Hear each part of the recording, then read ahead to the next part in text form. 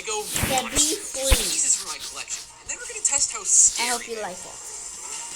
The first drawing is from Joaquin, and it's this freaky-looking flower creature named Sunny. These monsters will only get scarier and harder to build as we go on, but these yellow minifigure shield pieces will be perfect for Sunny's petals, which we can clip around this circular center. I use different shaped horn pieces to form the wiry neck and limbs, and we can finish her off with those creepy, hypnotizing eyes, telling you to subscribe if you want a chance to be in the next video like this. All these drawings were sent in by my very talented subscribers, and I heard if you don't subscribe, Jacob's monster named Choodle will be on your bed tonight. That's obviously not true, but we can use these pieces as the terrifying teeth in its gaping maw. I even built the little uvula back there that you would not want to see up close. The fact that this monstrosity has no eyes, nasty toenails, gross thick back hair, and this disgusting little rat tail all makes me deeply, deeply uncomfortable. It's perfect. But we need a break from all this nightmare fuel, so let's build a friendly monster next. We need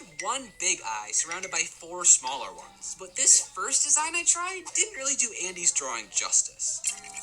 So I doubled the size of the eyes and built up the rest of the head, which we can attach to the body using these special jumper plates that lets me make it ever so slightly thinner. This bendable hose piece makes for a cheeky little smile, and then we can add his 4 arms, legs, and orange horns. I found that I don't have nearly enough orange tiles for all his spots though, so we're introducing a strategy I'm going to use a lot throughout this video. Steal it. You can search up any piece on a website called Bricklink, and it spits out a list of every set it's ever been included in. Looks like there's 12 in this Mario set, which I just so happen to have in my backlog vault.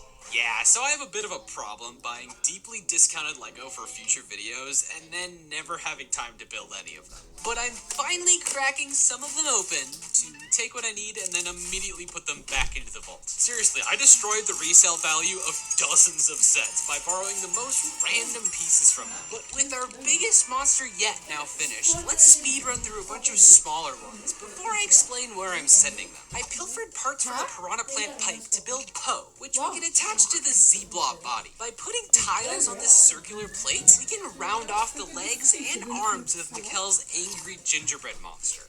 I used an illegal building technique to attach Tanner's purple squid's tentacles upside down, and then its eyeballs are actually minifigure heads. And Time's evil pumpkin gremlin was the very first drawing anyone submitted, but a lot of you sent in drawings of the exact same monster, Oogie, the Boogeyman minifigure.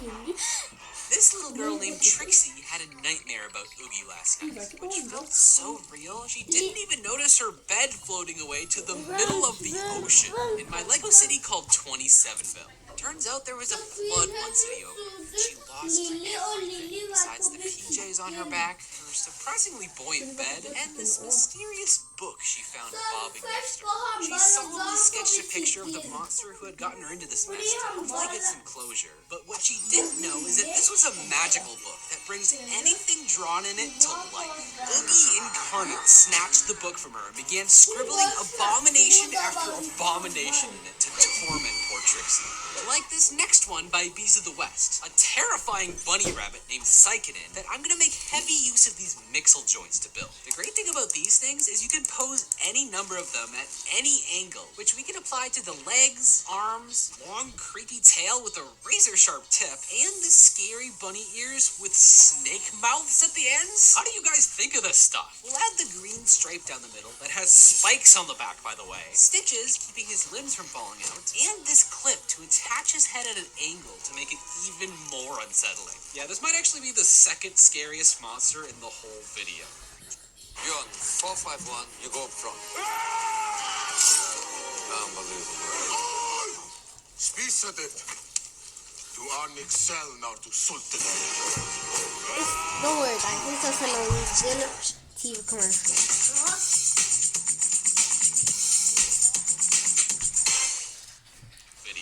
Trixie's gonna have a heart attack if we don't throw her a bone soon, and that's not what I meant, Chris. Bone snapper? Really? Well, I guess we can build his long, slender spine coming out of this chest cavity that we can clip his ribs, jaw, and skull to. Something about his spindly arms and legs gives me the willies.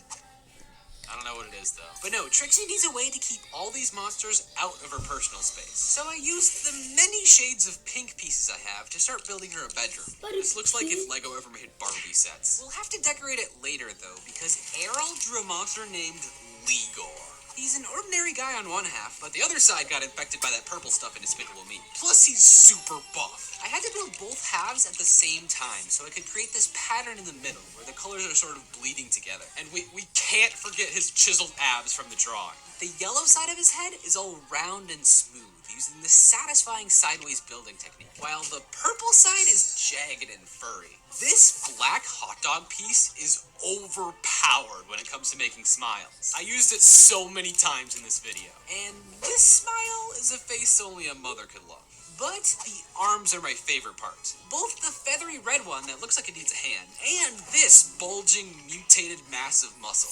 Yeah, this guy's going on the thumbnail. Trixie's new room wasn't offering her much escape from the monsters swarming outside. So she decided to hang up some posters to make it feel like home. But all it really did was give Oogie the idea to draw a cheese monster cat, Booches. I like that name, Booches. So far, I've tried my best to avoid making every single monster completely two-dimensional, but since Lego can get away with selling a $1,000 death slice, I'll give myself a pass with Booches. There isn't any budget for dual-molded legs, though. But we can give Booches some whiskers using lever pieces, more black hot dogs for Booches' forehead wrinkles, and add a squiggly tongue and squiggly tails. Making Booches flat also let me hide the janky nonsense I needed to position the 4 different ears, and attach a clear support for Cookie, her little ghost friend. Booches.